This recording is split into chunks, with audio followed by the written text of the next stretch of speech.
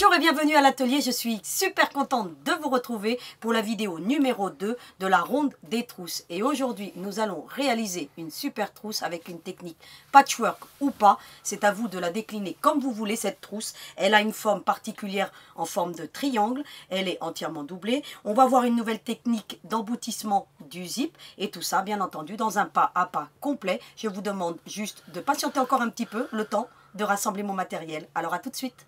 Avant de réaliser donc cette merveilleuse petite trousse, je voulais vous présenter quelques projets que j'ai fait dans la semaine pour la naissance d'une petite Lila qui est venue grossir les rangs, c'est notre petite nièce. Et j'ai eu à cœur de faire plein de petites nouveautés, des techniques nouvelles que j'ai jamais faites donc avec ma machine à broder, comme par exemple broder directement avec du molleton pour faire un sac, et puis des appliqués super sympas. Donc elle s'appelle Lila, donc j'aime bien son prénom, soit dit en passant. Et puis vous voyez, j'ai directement brodé avec le molleton sans utiliser de stabilisateur.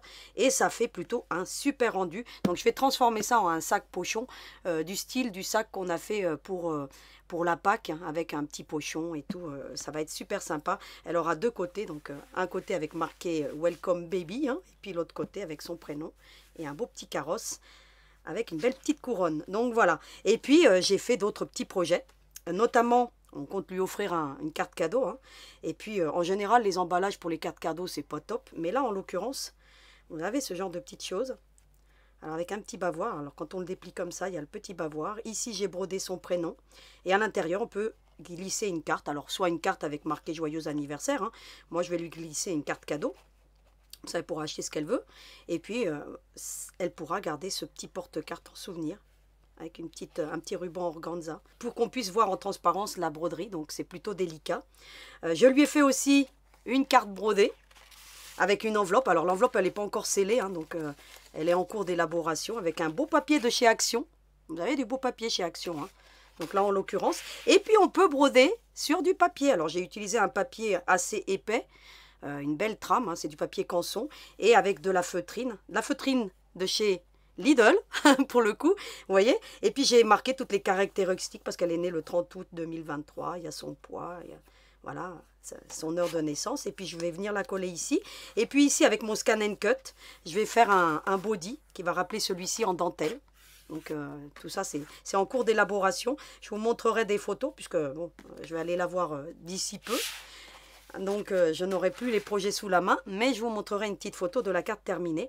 Et un petit bavoir. Alors j'avais jamais brodé sur du tissu éponge et j'avais jamais brodé non plus en hors cadre. Alors moi j'utilise du Filmoplast plutôt que de mettre de la colle temporaire qui abîme les cadres à broder. Je vois beaucoup de personnes qui le font. Honnêtement, arrêtez, vous allez endommager votre machine à broder.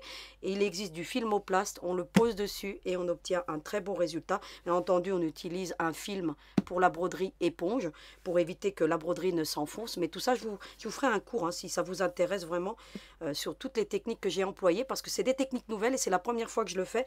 Notamment, j'ai brodé un petit body. Donc c'est la première fois aussi. Alors là j'ai utilisé une aiguille jersey et pareil le Filmoplast. Et on obtient un très beau résultat avec un joli appliqué. Donc on peut faire des trucs super sympas. Du coup je vais broder des t-shirts pour mon petit garçon. Avec ses personnages Disney préférés. Et comme ça je vous montrerai le résultat prochainement. Donc on peut faire des trucs super sympas avec une brodeuse. Bien entendu ça a un coût une brodeuse. Donc il y a tout le matériel, il n'y a pas que la brodeuse en elle-même qu'il faut acquérir, c'est aussi tous les stabilisateurs, les hydrosolubles, le fil, les aiguilles, les ciseaux, parce qu'il faut des ciseaux courbés, des ciseaux pélicans pour faire beaucoup de ces projets. Mais vous voyez que je vais me spécialiser dans la broderie de cartes parce que j'en ai déjà fait pas mal, notamment pour les maîtresses. Je vous montrerai des photos à l'occasion de tous ces petits projets que j'ai faits qui sont super sympas. Et on peut gâter nos proches avec ce genre de petits cadeaux si on a une brodeuse. Donc voilà. Alors soit dit en passant, je vous en informe en amont, je vais ouvrir un site prochainement où je vais proposer beaucoup de choses personnalisées et notamment je vais me spécialiser dans les cartes brodées parce que c'est vraiment quelque chose qui me tient à cœur et c'est quelque chose qu'on peut envoyer facilement avec l'enveloppe. Je personnalise aussi les enveloppes, vous verrez. Je vous en reparlerai plus en détail, éventuellement des petites choses comme ça. Vous voyez, des petites cartes à broder pour mettre des...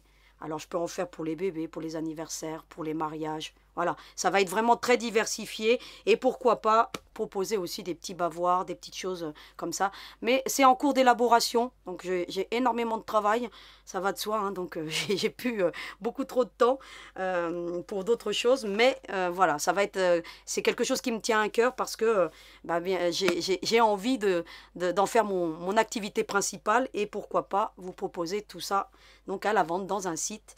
Ça peut être quelque chose de super sympa. Maintenant, on va en revenir au cours d'aujourd'hui. Ça va de soi.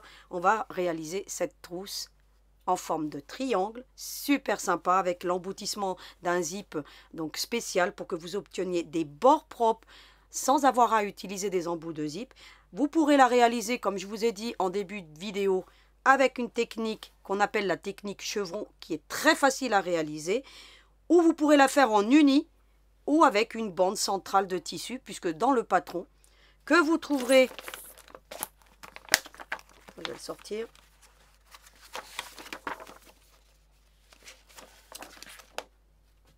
que vous trouverez dans la description de la vidéo. Bien entendu, je vais l'agrémenter de photos, hein, donc il n'est pas tout à fait terminé le patron, mais vous avez déjà pour le cours d'aujourd'hui l'essentiel des éléments qui composent ce patron. Et on va bien entendu les voir en détail. Dans un premier temps, vous avez un premier patron qui concerne donc la partie principale de la pochette si vous souhaitez la réaliser avec la technique chevron. Ça va de soi que ce plan que vous avez donc dans la première page concerne la partie principale avec la technique chevron ou avec une bande de tissu. Voilà, ça sera utilisé uniquement pour ces deux méthodes. Ce que vous allez faire, si vous voulez faire la technique chevron ou vous voulez mettre une bande de tissu, vous allez, dans un premier temps, couper 4 morceaux de tissu, comme ceci, que j'ai dit, à effet miroir, c'est-à-dire que vous allez en couper 2 dans un sens, puis vous allez retourner votre gabarit et vous allez en couper 2 autres, pour obtenir 4 parties principales auquel on va joindre au milieu ensuite la technique chevron ou éventuellement, si vous le souhaitez, une bande de tissu. Pour la bande de tissu, vous avez également un patron qui se trouve ici. C'est ce que j'ai appelé la bande centrale. Si vous ne voulez pas faire la technique chevron, vous pouvez très bien couper 2 morceaux de tissu et vous viendrez les assembler pour obtenir une partie principale complète avec une bande de tissu unie auquel vous pourriez broder, pourquoi pas, le prénom de l'enfant à qui c'est destiné, ou de l'adulte, ou peu importe, ou le mot que vous avez envie, hein, le mot love, le mot lilas, tiens, allons-y, j'aurais pu broder le mot lilas avec cette bande centrale. Ainsi, vous obtiendriez une partie principale complète. Voilà pour ce qu'il en est, donc, de cette partie principale avec un effet, on va dire, chevron ou avec une bande de tissu. Sinon, ce que vous allez faire ensuite, c'est prendre l'autre partie qui concerne la doublure. Vous avez besoin d'une partie qui concerne la doublure. Alors, moi, j'ai utilisé un vieux tissu hein, pour faire la doublure parce que, bon, d'abord, il ne me plaît pas trop. On me l'avait donné. Et comme j'ai envie de le récupérer, eh bien, c'est l'occasion de récupérer. Je le mets à l'intérieur de la trousse. Voilà, ça fera une belle doublure. Et puis là, c'est pareil, hein, c'est de la récup, c'est du jean. Celle-ci aussi, hein, c'est du jean. Et puis, cette technique chevron nous permet de récupérer toutes les petites chutes de tissu.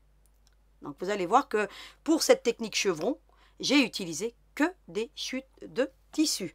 Alors, bien entendu, pour la doublure, vous avez un demi-plan. Cette fois-ci, il faudra faire tac, le retourner et vous faites ça 2 fois. Éventuellement, si vous voulez faire la trousse de façon unie, eh bien, vous viendrez, comme pour la doublure, faire 2 parties principales. C'est ce que je vous mets ici, en option, peut servir de partie principale sans effet patch, c'est-à-dire ce demi-plan. Hein. Et à ce moment-là, vous aurez 2 tissus principaux, 2 molletons et 2 doublures. Sinon, ce patron sert aussi pour la doublure avec la bande centrale ou la technique patch chevron. Donc voilà pour les explications du corps de cette trousse. Bien entendu, une fois que vous obtiendrez une partie principale complète, c'est-à-dire que c'est la même chose que la doublure, eh bien, vous viendrez couper 2 fois dans le molleton pour obtenir donc quelque chose de matelassé. Donc ça, on va le voir dans un pas à pas complet, comme habituellement, puisque maintenant, on va se concentrer sur la partie centrale, qui est la partie technique de ce cours, avec la technique du zip, bien entendu, puisque nous aurons deux techniques aujourd'hui pour cette trousse. Ainsi, vous pourrez la réaliser facilement. Alors, vous avez ensuite une page qui concerne le gabarit chevron. Pour faire le gabarit chevron, il faut un gabarit qu'on appelle le diamant. C'est ce genre de petit gabarit que vous allez reproduire éventuellement sur une base cartonnée si vous ne voulez pas acquérir les gabarits de Suesi. Alors les gabarits de Suesi, ça fait longtemps que je vous parle de cette marque de patchwork. Alors vous en avez plusieurs. Voilà, ça se compose comme ça. Moi j'ai pris le 4e. C'est celui qui fait 1/4 de pouce. Donc, si vous les avez déjà, c'est celui qui fait 1/4 de pouce. Mais sinon, vous prenez votre gabarit, vous vérifiez et vous l'avez ici. Donc, sur le patron, je vous l'ai mis pour que celles qui n'ont pas de gabarit et qui veulent tout de même faire la technique chevron, eh bien, pourront se faire le leur avec soit du plexiglas, soit une base cartonnée rigide. Donc là, moi, elle est un peu... Voilà, rigide. Hein, donc, vous faites comme vous voulez. Mais vous avez le gabarit pour pouvoir... ensuite, faire cette technique. Alors, cette technique chevron, elle est super. Alors, je ne vais pas vous faire tout le détail de ce qu'on peut faire, mais il existe aussi Marty Michel. Alors, c'est en anglais, c'est pas très bien expliqué. Donc, je vais vous donner quelques petites techniques pour l'assemblage. Vous avez aussi ce diamant à 60 degrés. Hein, c'est la même chose, hein, sauf que ceux-là, c'est des plus petits. Vous avez des plus petits ici. Hein. Voilà, vous pouvez agrandir, vous pouvez faire très grand. Alors, imaginez un sac fait avec une technique chevron, entièrement technique chevron avec ce gabarit. Donc la méthode que je vais vous donner tout à l'heure d'assemblage sera la même, que ce soit un grand gabarit, un petit, vous pourrez le faire. Alors la technique chevron, on la retrouve ici. Donc moi j'ai décidé d'en faire qu'une bande, avec 2 morceaux hein, de chaque côté, hein, à droite, à gauche, mais vous pourriez les assembler à l'infini pour obtenir une partie principale d'un sac, d'une pochette, de ce que vous voulez. Avec ce que je vais vous donner aujourd'hui, vous allez pouvoir le traduire. Pourquoi pas même dans le sac de la technique chenille que je vous ai déjà montré.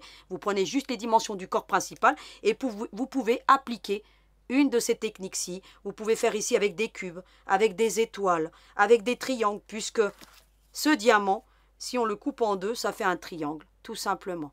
Donc voilà, il suffirait de couper et voilà, j'enlève ici, ça fait un triangle.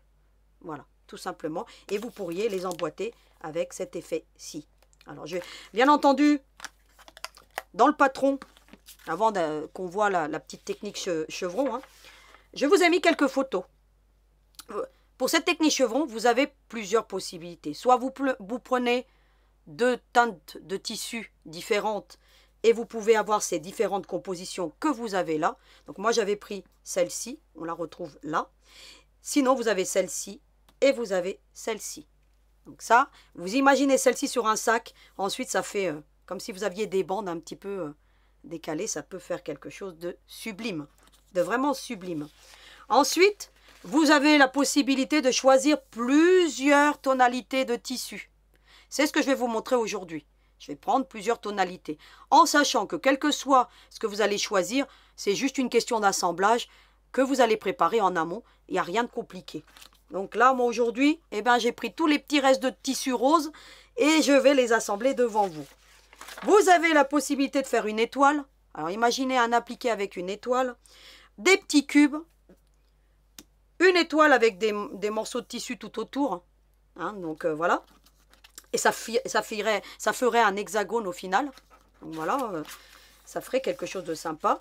Vous avez ici d'autres méthodes. Hein. Vous voyez, ici, on a l'effet cube. Hein, si vous regardez ici. Et puis, vous pourriez continuer à l'infini avec les cubes. Hein, c'est ce que je vous ai montré tout à l'heure. Vous avez ici, avec une étoile centrale et puis des petits morceaux de tissu tout autour. L'étoile toute seule. Et ici, on voit bien l'effet cube. Donc, sur la photo. Voilà ce qu'il en est. Donc, pour les différentes méthodes qu'on peut obtenir avec le gabarit diamant. Et puis ensuite, je vous mets les fournitures. Et en dernière page, vous avez toujours un verset. Et aujourd'hui, bah écoutez, celui-ci, c'est celui qui m'est venu dans le cœur. Celui qui propage des calomnies dévoile des secrets, tandis que l'homme digne de confiance les garde. On garde toujours les secrets qu'on nous dévoile. Sauf que moi, bah, j'ai décidé de vous les dévoiler puisque je vous donne toutes les techniques qu'il faut pour réaliser cette trousse. Alors, Maintenant qu'on a vu tous les différents éléments et toutes les options qu'on peut obtenir avec cette technique chevron, il nous faut les préparer. Soit vous allez utiliser le gabarit carton, et alors à ce moment-là, ce que vous allez faire, vous allez le reproduire sur l'envers de votre tissu. Vous allez prendre un stylo effaçable à chaud. Alors là, je vais faire ça très vite, hein. Vous avez compris le principe, ça sera peut-être pas bien tracé. Et puis vous allez couper le long du trait. Pas sur le trait, on coupe toujours le long du trait. Soit vous allez faire comme moi, parce que couper 16 pièces, parce que là il en faut 16, hein, 8, mais de toute façon vous verrez les options, soit 8 d'un tissu, 8 de l'autre, mais dans le patron vous avez toutes les explications. Sinon, vous allez faire comme Paula, la technique rapide. Vous allez prendre vos petites chites de tissu, vous voyez que là vraiment j'utilise une petite chute de tissu. Vous allez poser votre gabarit, vous allez vous prémunir d'un cutter rotatif, donc moi c'est un 45 mm, c'est plus facile. Vous allez ensuite prendre un plan de travail, un plan de coupe en rotatif. Ça facilite l'ouvrage lorsqu'on fait coupe des éléments patchwork et notamment des petites pièces. Alors je vous mettrai un grand, parce qu'il existe un grand de 30,5 par 30,5 et il existe le petit qui fait, je ne sais pas, je ne l'ai pas mesuré, mais voilà, il est petit et idéal pour couper des petites pièces. Vous allez poser votre gabarit comme ceci. Vous allez bien le fixer avec vos mains, c'est-à-dire que bien en sécurité, vous voyez que j'utilise juste les pointes. Je prends mon cutter et je prends le tranchant du cutter. Alors je passe plusieurs fois parce que ma lame elle commence à être émoussée. Et ensuite, vous tournez, vous ne bougez surtout pas le gabarit et vous allez couper comme ceci. Alors je passe plusieurs fois. Il faut que j'affûte ma lame. Soit dit en passant, j'ai un affûteur qui est super sympa. Je vous le montrerai à l'occasion. Il vient des États-Unis, hein. Donc voilà. Mais je vous le présenterai à l'occasion pour prolonger la durabilité de vos lames. Et puis vous longez, hein, tout simplement. Voilà. Alors rien de compliqué, hein. Je vous montre que c'est un jeu d'enfant d'utiliser le bon matériel. Et on tourne encore. Et puis on coupe le long du gabarit. Ce sont des gabarits qui sont très résistants. Donc vous n'allez pas les abîmer. Vous allez les garder très longtemps. Et voilà ce qu'on obtient. Alors ça va très vite, hein. Là j'ai été plus lentement parce que parler et puis faire le travail en même temps, c'est pas toujours un exercice facile, hein, soit dit en passant, hein. D'autant plus que je fais mes vidéos en une traite, hein. Donc voilà, donc il y a très peu de coupures dans mes vidéos, hein. Pour vous dire que des fois je peux dire des mots qui se répètent, parce que je cherche mes mots tout simplement, hein. Donc voilà, une fois que vous avez ça, eh bien vous êtes bien content, il faut en faire 16, hein, 16 ou 8 d'un coloris, 8 de l'autre, ou pourquoi pas les 16 du même coloris, et puis vous viendrez après faire, pourquoi pas, un petit point chachicot, ou faire des petites décos. Vous pouvez faire ce que vous voulez. Donc voilà, ça c'est juste pour la partie technique. Alors moi, qu'est-ce que j'ai fait pour le cours d'aujourd'hui? Eh bien, j'ai déjà préparé mes 16 petits morceaux de tissu. Je les ai simulés comme j'ai envie qu'ils soient positionnés. Donc voilà, aléatoirement. Vous voyez que là, en l'occurrence, c'est tous les petits restes qui me restent. Donc c'est pour ça que je vous dis, conservez toutes vos chutes de tissu. Ainsi, vous pourrez faire des œuvres qui sont juste phénoménales et surtout des pièces uniques, puisque vous n'en aurez jamais une pareille et identique. Donc là, moi, j'ai déjà préparé mes 16 morceaux de tissu. Pourquoi 16? Parce que j'en ai besoin de 8 d'un côté et 8 de l'autre côté. Vous en avez 8 là.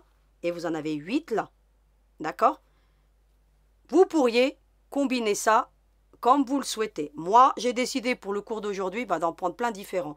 Mais si vous aviez le même tissu, eh ben, vous metteriez 2 pareils ici, 2 pareils ici, 2 pareils ici, et puis 2 pareils ici. Si vous voulez, vous pourriez faire ça. Vous pourriez en mettre un côté d'une couleur, un côté de l'autre. Voilà, en fonction des photos que je vous ai déjà montrées tout à l'heure, parce qu'il y a une multitude de combinaisons que vous pouvez faire pour utiliser tous vos restes de tissu. Alors maintenant qu'on a tout préparé, eh bien il ne nous reste plus qu'à assembler de ce beau petit monde. Alors je vous retrouve maintenant devant ma petite machine à coudre. Alors à tout de suite. Me revoici avec tous les éléments coupés qui concernent donc le gabarit diamant. Vous en avez 16, comme je vous l'avais dit, et on ne va pas revenir là-dessus. Maintenant, ce que je vais vous montrer, c'est comment on assemble ce genre de choses. Il va falloir faire bande par bande et ensuite, une fois qu'on a fait une bande, eh bien, on vient la superposer pour faire un patch complet. Alors, vous allez donc déterminer comment vous voulez positionner vos petites chutes de tissu et vous allez vous concentrer soit sur la partie droite ou gauche, peu importe, on va commencer par la partie de gauche. Vous allez ensuite donc prendre les deux premiers morceaux de tissu, vous allez les assembler comme ceci. Alors, on ne peut pas les mettre milieu contre milieu, parce que sinon, lorsque vous allez retourner, eh bien, vous ne tomberez pas en face. Il faut absolument, pour cette technique chevron, que vous laissiez un petit triangle d'un côté, un petit triangle de l'autre. Pour les débutantes, si vous avez un souci, ce que vous faites, vous mesurez ici et vous mesurez de l'autre côté pour voir si vous avez la même distance. Ainsi, vous tomberez pile poil bon. Moi, je vais faire ça à l'œil. Et puis ensuite, il ne vous reste plus qu'à venir les prendre, comme ceci, et de prendre votre pied marge 1/4, donc j'irai le chercher tout à l'heure pour vous le montrer, sinon vous allez respecter donc la plaque de votre machine si vous avez les dimensions 1/4, 1,5 et 3/4. Donc c'est la marge de couture basique pour le patchwork, des marges à 1/4. Et puis vous allez coudre tout simplement avec un point serré, une marche arrière en début de couture pour sécuriser donc votre couture. Et puis vous emmenez ça jusqu'au bout et vous terminez bien entendu par une marche arrière que ma machine fait automatiquement et vous obtenez ce genre de choses. Lorsque vous allez retourner, eh bien ça vous forme votre bande de tissu et vous tombez bien en alignement. Alors vous avez ces pointes qui dépassent qu'on viendra découper ensuite. Ensuite vous repositionnez pour être sûr de ne pas vous tromper. Vous prenez le suivant et vous l'appliquez comme ceci. Je vous recommande de faire toutes ces étapes pour être sûr que vous allez les placer au bon endroit. Et pareil, vous allez bien le positionner, faire en sorte que vous avez un petit triangle. Vous le voyez bien, le petit triangle ici. Je vous retourne de l'autre côté. Vous le voyez ici aussi. Vous voyez, ça forme un petit triangle ici. Alors ça doit être un triangle isocèle, hein, je n'ai pas été vérifié, mais isocèle, ça veut dire qu'il a 3 côtés identiques, hein, soit dit en passant. Et puis, vous allez soit mettre une petite épingle, alors comme ça, hein, alors pour les débutantes, je vais vous montrer le bon geste. Vous prenez une petite épingle pour vous aider à maintenir, comme ceci. Alors des épingles fines, hein, donc je vous les mettrai en lien, celles-ci, elles sont très bien, de la marque Clover. Et c'est les plus fines que j'ai trouvées. Hein. Et elles passent sous votre machine. Alors sous la mienne, non. Mais sous la vôtre, les machines domestiques, ça passe. Et puis vous emmenez ça jusqu'au bout. Et vous allez ensuite retourner. Et vous voyez qu'on tombe quasiment en face. Alors là, vous voyez, il y a un petit peu de décalage. Mais ici, je suis bien, donc ça me va. Parce que c'est un tissu qui est différent des autres. Hein. Vous voyez, je l'ai coupé peut-être pas dans le bon sens, mais parce que j'y récupère toutes mes chutes. Des fois, on peut avoir une pointe. Mais c'est pas gênant. Le principal, c'est qu'ici, vous soyez au bord. Ensuite, vous allez prendre la suivante et vous allez simuler de la même manière. Vous allez positionner comme ça. Vous allez bien voir le petit triangle parce que là, j'ai un tissu vraiment contrastant. Vous voyez, comme ceci. Et vous allez coudre de la même manière avec votre marge à 1/4. Hop. Vous voyez que je suis bien ma marge à 1/4. Voilà ce qu'on obtient lorsqu'on a terminé cette bande. Alors des fois, j'ai un petit décalage hein, parce que je ne suis pas bien en face, mais c'est pas gênant, je vais tricher ensuite. Vous voyez ce qu'on obtient. Vous avez la première bande. Inutile d'ouvrir les coutures, ça ne sert strictement à rien pour cette méthode que je vais vous montrer, puisqu'on va le mettre dans une pochette, donc c'est pas important.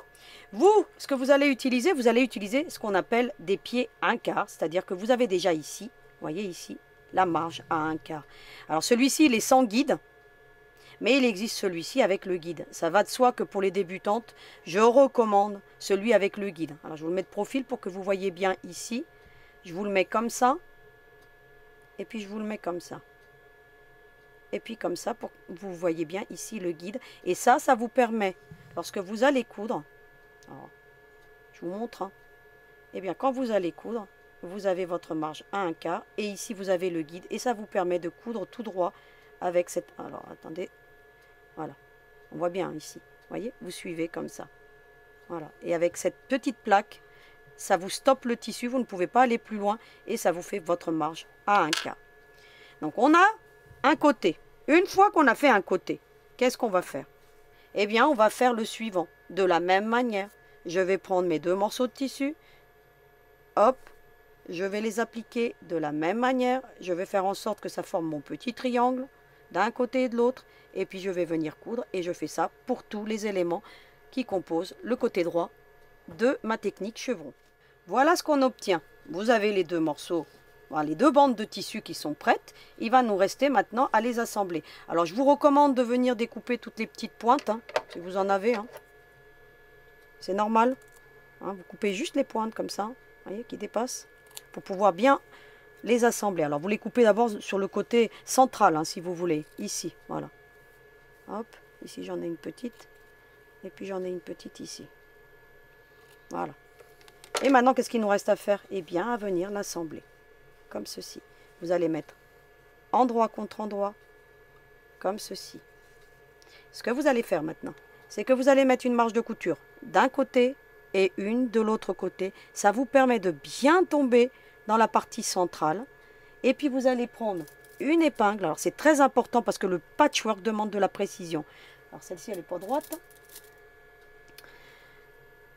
Vous passez par le milieu de la couture. Vous faites en sorte que ça traverse de l'autre côté. Vous repassez par la couture et vous repassez par devant. Alors, il faut vraiment que ça passe par la couture. Hein. Voilà, comme ceci. Vous voyez? Et ça, il faut le faire, bien entendu, pour tous les côtés. C'est-à-dire que maintenant, je vais prendre le prochain. Je mets une marge de couture d'un côté, l'autre de l'autre côté. Je fais en sorte que tout tombe bien. Sinon, je vais avoir un décalage et ça ne fera pas joli. C'est pour ça qu'il est important de bien respecter toujours vos marges de couture. Vous voyez? Et hop. Et hop. Je fais en sorte de tomber bien dans la couture. Voilà. Vous voyez? Je prends le suivant, je fais la même opération. J'ai donc assemblé. Ensuite, qu'est-ce que je décide de faire? Eh bien, de venir coudre cette partie centrale. Vous voyez que la pointe, elle part par là. Donc, c'est ici que je dois coudre. Voilà. Ici, vous l'avez ici et là, vous l'avez là. Et donc, maintenant, je viens coudre tout simplement, toujours avec ma marge à 1/4. Il faut respecter cette marge à 1/4 tout du long parce que si vous voulez que la doublure vienne ensuite bien se cadrer sur la partie principale. Hein, parce que j'ai fait tous mes calculs pour que la doublure vienne bien ensuite s'appliquer. Hein. Ne prenez pas votre pied de machine. Hein, vraiment les marges à 1/4. Hein. Là, ce que je vais faire, moi, parce que ma machine, bah, elle n'aime pas trop les épingles. Hein, je vais soulever et puis je vais continuer ma couture. Alors, je vais y aller tout doucement parce que je suis obligée d'enlever les épingles hein, avant de coudre. Ici, je fais en sorte que ça soit bien aligné. Et puis j'y vais tout doux. Alors le patchwork, hein, on n'a pas besoin de faire de la vitesse. Hein. Voilà. Et puis j'emmène la pointe jusqu'au bout. Et si vous avez bien travaillé, donc on va le vérifier tout de suite. Hein, eh bien, logiquement, à quelques millimètres près, vous obtenez quelque chose de juste parfait. Alors là, moi j'ai utilisé plusieurs tonalité de tissu, hein, ça fait un peu bizarre, hein, mais voilà, ça a été voulu. Donc voilà. Voilà ce qu'on obtient donc pour cette partie chevron. Alors maintenant ce que je vais faire l'autre côté et puis je reviens vers vous pour vous montrer le résultat. Voilà ce qu'on obtient une fois qu'on a fait les deux bandes de tissu. Nous obtenons quelque chose de plutôt original. Alors ce qu'il faut faire ensuite, c'est couper bien entendu toutes les pointes qui dépassent, hein, pour qu'on ait des bords droits pour pouvoir ensuite l'assembler dans la partie principale de la trousse. Donc je coupe tous les petits embouts. Voilà.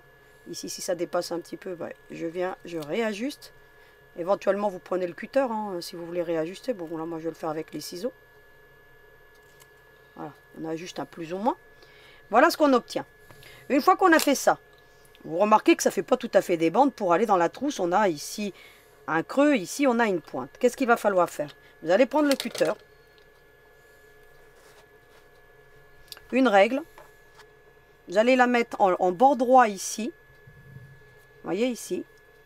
Vous prenez votre cutter ou vous prenez un stylo et puis ensuite le ciseau, hein, comme vous voulez.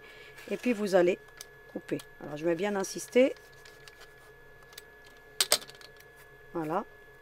On obtient tout de suite un bord droit. De la même manière de l'autre côté, vous allez vous mettre bien à la pointe. J'espère que je suis bien en face. Pareil, la pointe ici. Et puis vous coupez la pointe. Alors vous essayez de ne pas bouger. Moi, je ne suis pas bien droite pour le faire. Et là, vous obtenez une bande de tissu qui correspond à plus ou moins à celle donc que je vous ai mis dans le patron, parce que tout dépend comment on le taille. Voilà, ainsi vous saurez que vous pouvez remplacer la technique chevron par une bande, puisqu'on obtient la même chose à quelques millimètres près. Ensuite, une fois que vous avez fait ceci, donc je vais couper l'autre hors caméra, voilà ce qu'on obtient. On a donc les parties centrales de notre trousse. Si vous vouliez faire un sac, bah vous imaginez, vous pouvez faire prendre un gabarit diamant beaucoup plus grand, celui de Marty Mitchell que je vous ai présenté en début de vidéo. Vous viendriez, avant de couper les bords bien entendu, hein, vous viendrez les assembler comme ça. Pareil, hein, on met l'épingle et puis quand vous retourneriez, ben vous auriez ceci. Il serait accroché comme ça. Alors imaginez ici la même couleur, ici une autre. Et vous voyez ce qu'on obtient. Vous obtiendrez quelque chose de fabuleux. Même en utilisant plusieurs chutes de tissu, vous pouvez faire un sac qui est super sympa, une pochette. Cette technique chevron, vous pouvez en faire ou des bandes ou bien entendu des grands panneaux avec un effet spectaculaire et très simple à réaliser. Alors imaginez le sac chenille hein, que je vous ai déjà présenté puisque vous avez les dimensions. Vous pourriez très bien le faire avec un gabarit diamant, avec la technique chevron et vous obtenez quelque chose de fabuleux. Donc voilà, c'était juste pour vous montrer. Nous, on va continuer avec cette pochette. Qu'est-ce que je vais faire ensuite? Je vais prendre une des deux parties. Je vais prendre un côté comme ça. Et puis, je vais prendre l'autre comme ça, tout simplement. Et je vais l'intégrer au centre de ma trousse. Qu'est-ce que je fais? Je prends endroit contre endroit. Je vais centraliser.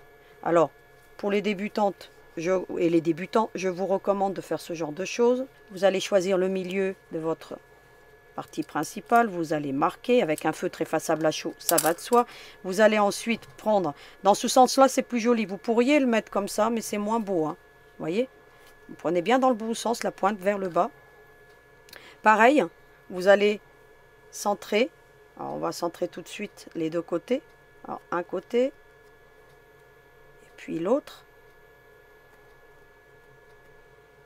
Et puis on va marquer alors le milieu ici, le milieu ici. Et puis vous allez mettre marque contre marque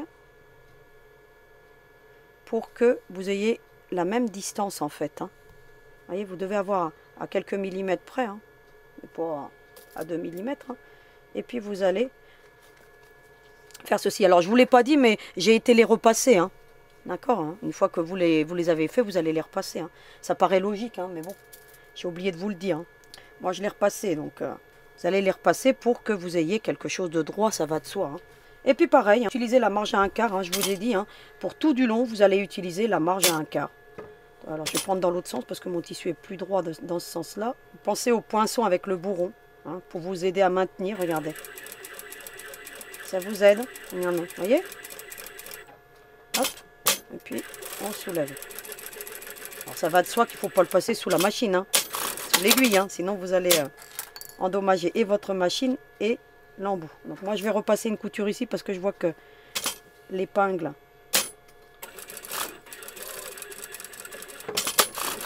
voilà, et puis vous allez déplier et vous obtenez ceci, plutôt sympa. Hein.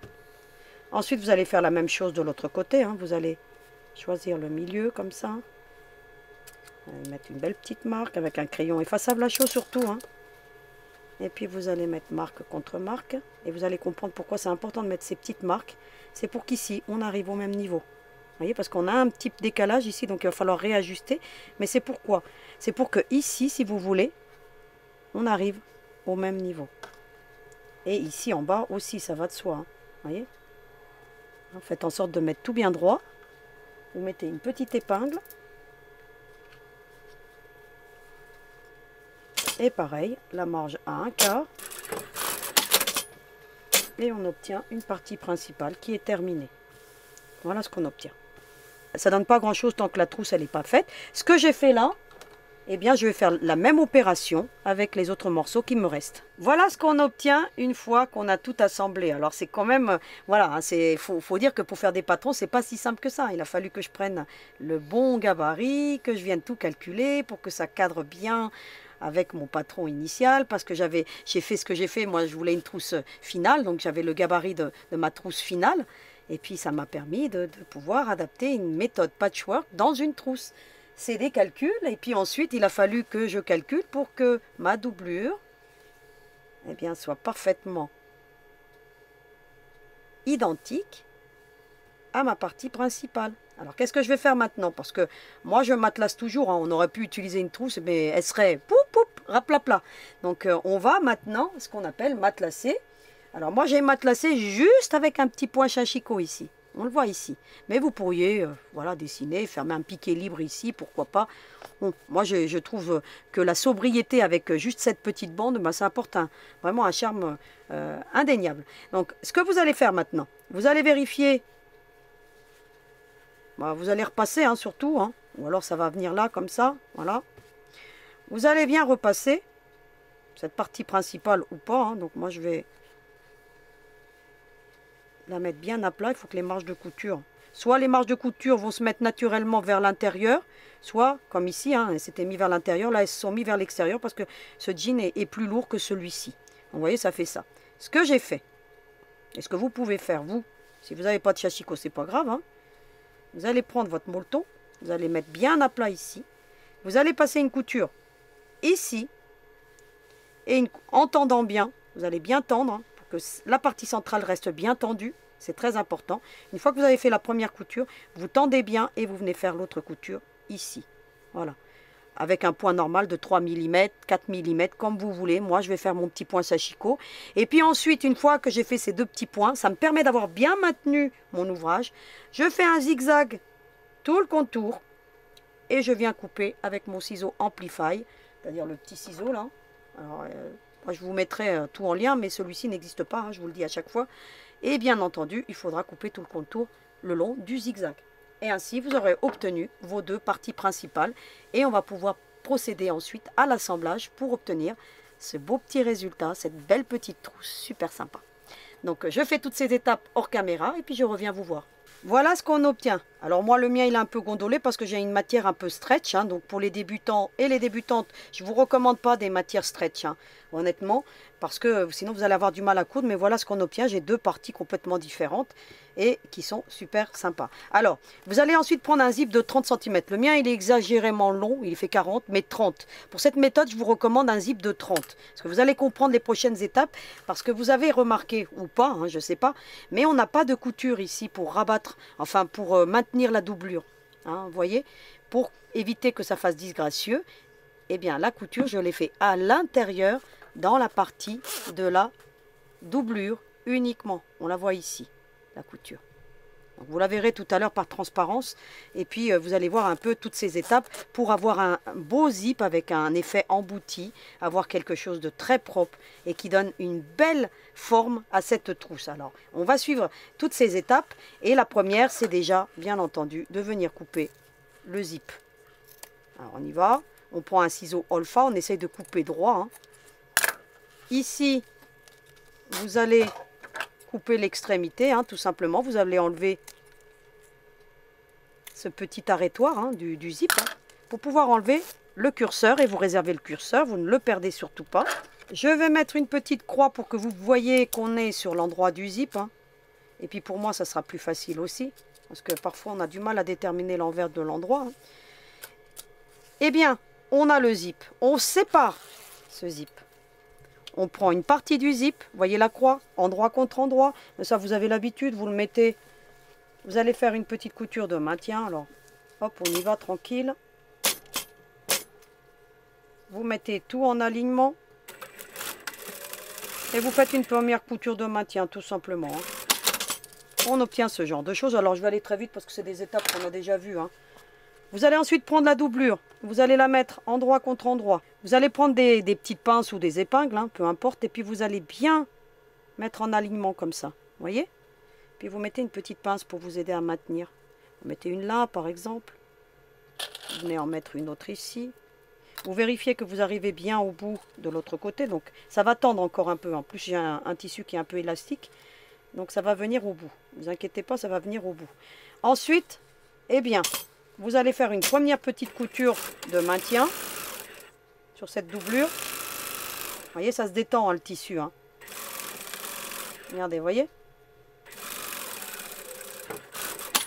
Ensuite, vous allez vous mettre au plus proche du zip. Vous pensez à prendre une semelle à zip. Hein. Donc moi, je prends ma semelle étroite. Voilà. Et j'emmène ça jusqu'au bout. Voilà. Donc j'ai été très vite là parce que c'est des étapes qu'on a déjà vues. Vous allez ensuite bien retourner comme ça. Alors, habituellement, qu'est-ce qu'on fait?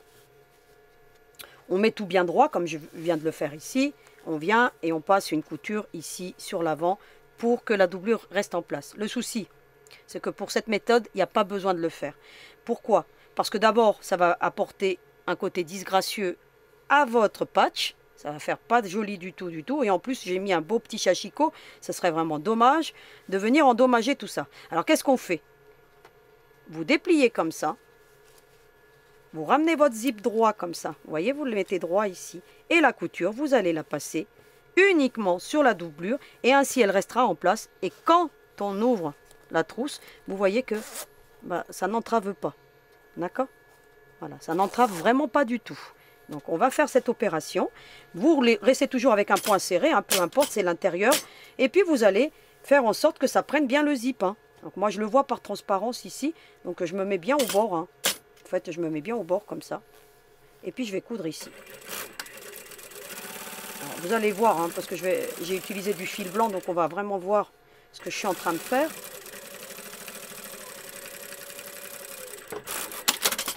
Voilà, je vous montre. Regardez, vous voyez?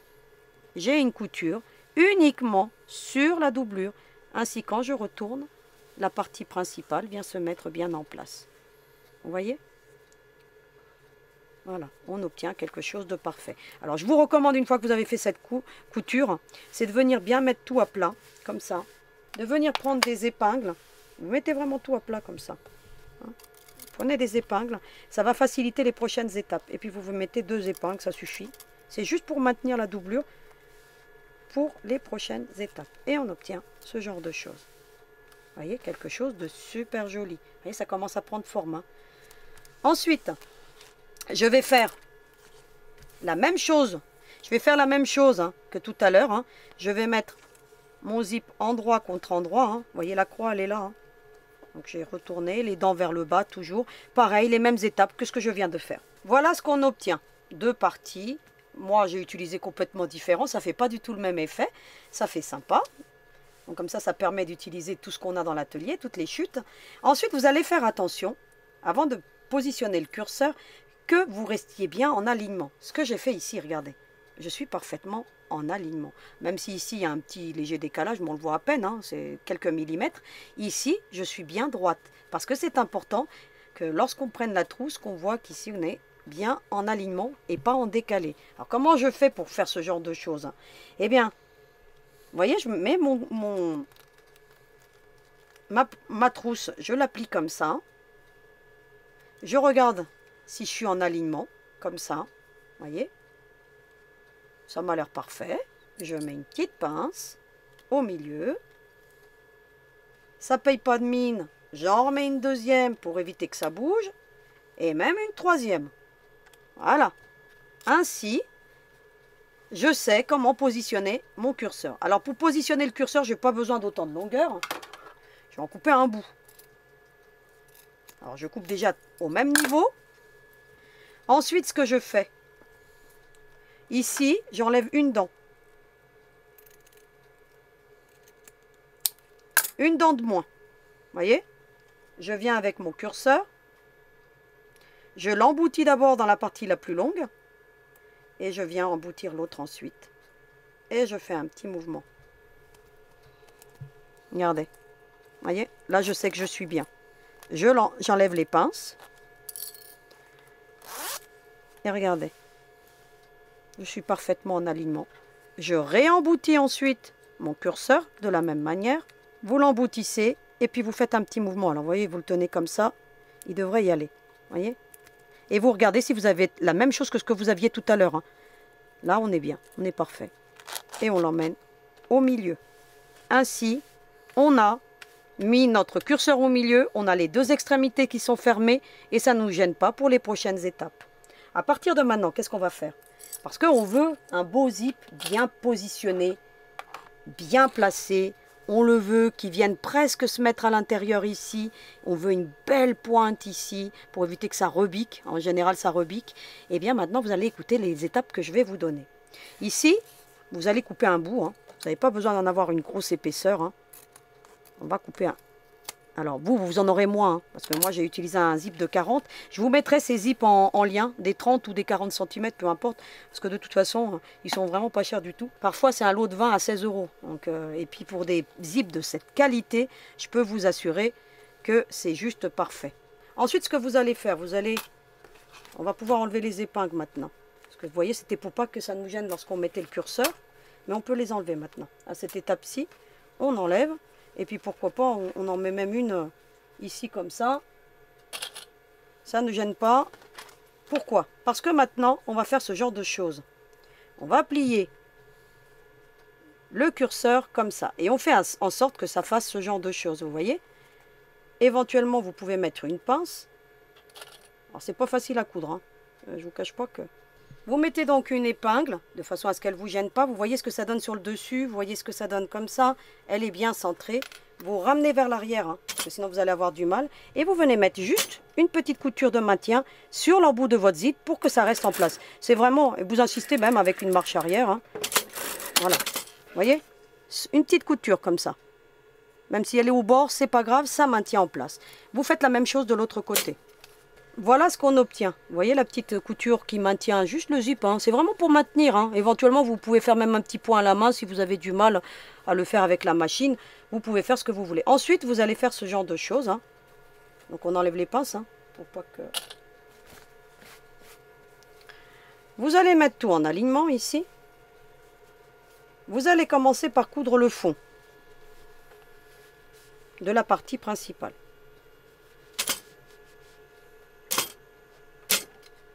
On y va tranquillement. Alors vous pouvez utiliser votre pied de machine si vous voulez là. Si vous utilisez votre pied de machine pour le fond de la partie principale, vous utiliserez le fond, bien entendu, le pied de machine pour la doublure aussi. Hein. Ça va de soi. Hein. On emmène jusqu'au bout. Donc j'ai cousu le fond. D'accord? Si vous n'êtes pas tout à fait en alignement ici, c'est pas gênant, c'est le fond de la trousse, ça ne se verra pas. Ensuite, on va donc maintenant coudre le fond, enfin la doublure, hein, le fond, hein, de toute façon de la trousse. Et on va laisser une ouverture. Alors en général, moi je laisse 5 doigts en gros. Hein. Eh bien, vous allez faire comme ceci. Enfin, il nous reste juste quelques petites techniques à voir pour bien avoir un beau zip, hein, parce que c'est pas terminé cette histoire de zip. Mais vous allez voir que ça se fait bien. Et je vous montre ce que j'ai fait. Hein. Alors vous faites une ouverture plus ou moins grande, hein, comme vous voulez. Hein. Voilà. Regardez, moi j'ai laissé une petite. Hein. En plus mon tissu est élastique, donc voilà. Je suis en train de coudre un tissu qui est un peu stretch. Hein. Donc faites pas ça vous. Hein. D'accord? Voilà. Donc une belle petite ouverture. On n'a toujours pas cousu les latérales. Et c'est maintenant qu'on va les coudre. Alors comment je vais coudre ça? Eh bien, je vais bien mettre ça en alignement comme ça. Éventuellement, je mets une petite épingle pour bien m'aider à maintenir. Et je vais coudre. Et c'est là la particularité de cet emboutissement de zip. Je vais coudre de là et je vais m'arrêter avant les rainures du zip. Alors, comment je fais? Je positionne ainsi. Et lorsque ça bute, regardez, avant les rainures, je fais une marche arrière. Vous allez le voir, vous voyez? J'ai pas cousu sur le zip. Je me suis arrêtée vraiment avant les rainures. Donc voilà. Alors je vérifie que de l'autre côté, je suis à peu près bien. Si je suis pas bien, ben, je reviens, je refais une couture. Hein. Hop, je me mets comme ça. Et puis je me mets bien pour être sûr que je suis pas trop au bord. Vous voyez? Je me suis vraiment arrêtée avant. Eh bien, je vais faire la même chose pour la doublure ensuite. C'est-à-dire que je me mets dans ce sens-là. Je ramène ma doublure bien droite. Alors, si ce n'est pas tout à fait droit, moi j'ai un tissu stretch. Hein. Vous, ça sera plus droit. Hein. Mais moi, mon tissu, comme vous avez pu le voir, il est un peu élastique. Vous mettez bien en alignement. Et là, cette fois-ci, vous allez vous arrêter avant la base du zip. Donc, vous mettez tout bien droit. Vous allez coudre. Et vous allez vous arrêter avant. Alors, moi j'ai un petit excédent, hein, donc je me suis arrêtée avant ici. Vous voyez, c'est arrivé ici au niveau du zip. Et bien ce que j'ai fait là, eh bien je vais faire la même chose de l'autre côté, tout simplement. Voilà ce qu'on obtient. Vous avez vu, je me suis arrêtée vraiment là, là, ici pareil. Hein, j'ai pas cousu sur le zip, hein, surtout pas. Hein. Ensuite, vous allez prendre tout simplement les pointes. Vous allez faire comme ceci là. Si vous voulez avoir des belles jonctions, un d'un côté, un de l'autre. Vous mettez une petite pince pour vous aider à maintenir. Pourquoi pas en mettre une ici parce que ça tire. Hein. Et puis vous allez coudre tout simplement. Mettez à plat. Et puis vous allez coudre les arêtes, hein, tout simplement.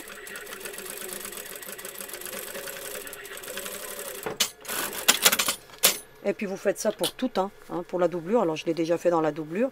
Je vais faire l'autre côté. Pour, vous voyez là j'ai un peu trop long. Ce que j'ai fait, c'est que j'ai remis derrière comme ça. Là. Et puis vous voyez là ça se met bien. Puis je suis venue faire une petite pointe de couture. Pareil de l'autre côté. Hein, donc, puis je viens couper. Hein. Il y en a de trop. Il n'y a pas besoin d'en avoir autant. Mais vous en laissez un petit bout quand même. Vous voyez comme ça. Là pareil. Hein, je vais couper. Ça ne sert à rien d'en avoir de trop. Voilà. Vous laissez, vous n'avez pas besoin de couper l'extrémité. Ensuite, qu'est-ce qu'il nous reste à faire? Eh bien, on veut que la doublure, si vous voulez, elle se positionne bien et qu'elle ne vienne pas, lorsqu'on prend un crayon, que la doublure vienne avec le crayon. Eh bien, qu'est-ce qu'on fait?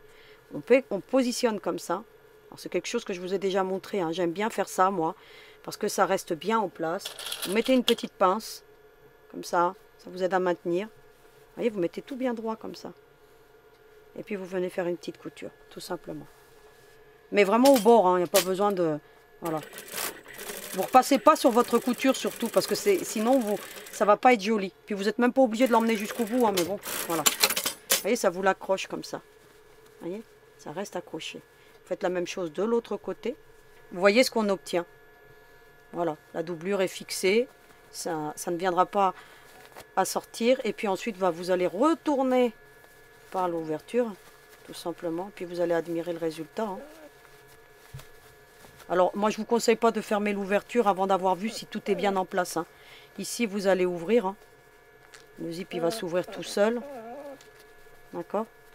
Et puis là vous allez glisser votre doigt à l'intérieur et puis vous allez l'ouvrir. Hein. Ce sont des fermetures qui s'ouvrent très très bien, hein. Voyez. Hein. Voilà. Puis ensuite vous retournez tout. Vous voyez quand les jonctions sont juste parfaites. Hop, l'autre aussi. C'est une très jolie. Alors là, on a un petit décalage, c'est normal. Moi, je travaille avec du tissu stretch. Hein. Mes tissus sont stretch, mais vous ne l'aurez pas un décalage. Hein. Donc là, j'utilise moi c'est de la récup. Hein. Vous voyez, la fermeture est parfaite. Regardez.